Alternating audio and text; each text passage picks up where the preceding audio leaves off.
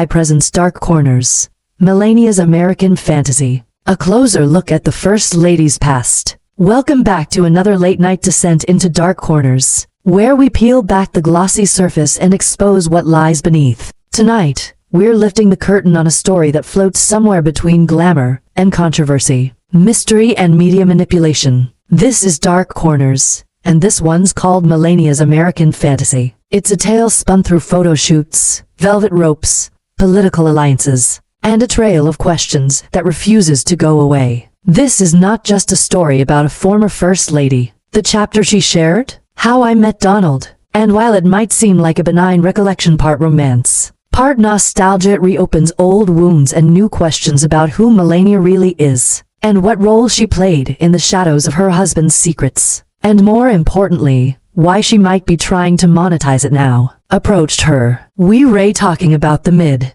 to late 90s. When Epstein's behavior was already being whispered about behind elite doors. According to reports, Ghislaine Maxwell, who would later be convicted for her role in Epstein's trafficking operations, was already making introductions for Epstein's inner circle. In a 1997 London Sunday Mirror article, Maxwell was even referred to as Madam Maxwell, and she was said to have brought young, beautiful women to Trump and other businessmen, introduced himself, and the rest, she claims, is history. Exhausted and jet-lagged, she reluctantly agreed to attend a party at the KitKat Club. Her words painted a dreamy image.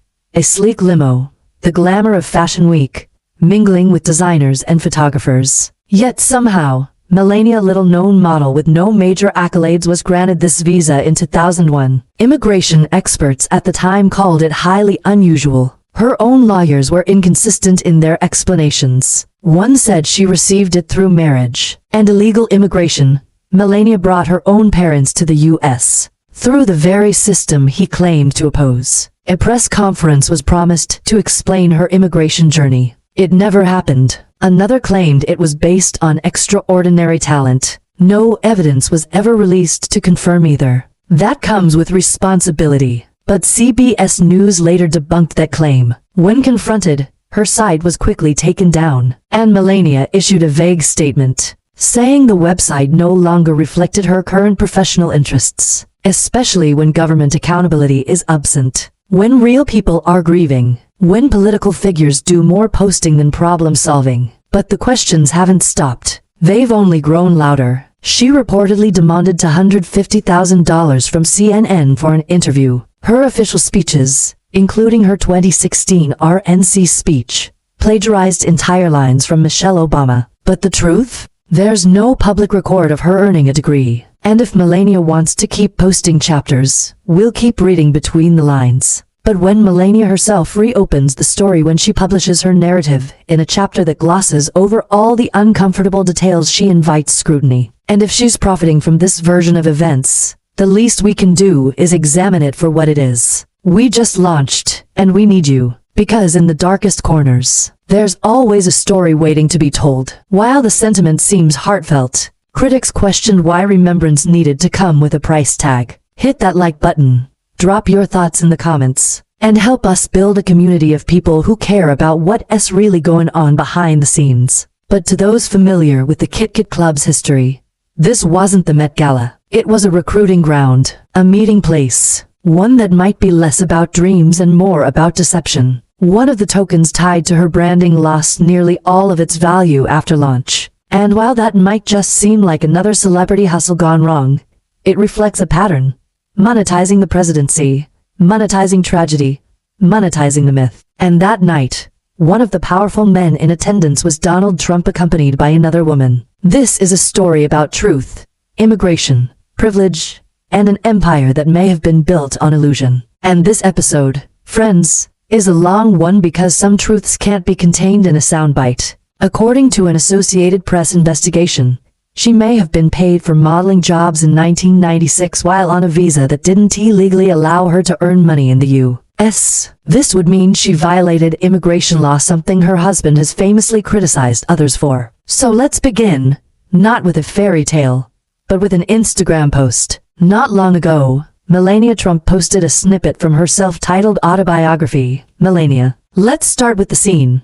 1998, Manhattan. The KitKat Club, a venue known less for its sophistication and more for its exclusive but sleazy gatherings, where wealthy Manhattan men mingled with young Eastern European models. It was the kind of place you'd expect to find champagne flowing and photographers snapping, but also the kind of place that raised eyebrows among those who knew what really went on behind closed doors. According to Melania's own account, she was invited by a friend after returning from Paris. He saw Melania, but what history? Because around that same time, Donald Trump was getting very cozy with Jeffrey Epstein. Now let's pivot back to Melania. While Melania's story might seem like a romantic account of two ships meeting in a New York night, a deeper dive into her past, her modeling career, her immigration path, and her educational claims reveals a different picture. Let's talk about that education claim. Back in 2016, during Donald Trump's first campaign for president,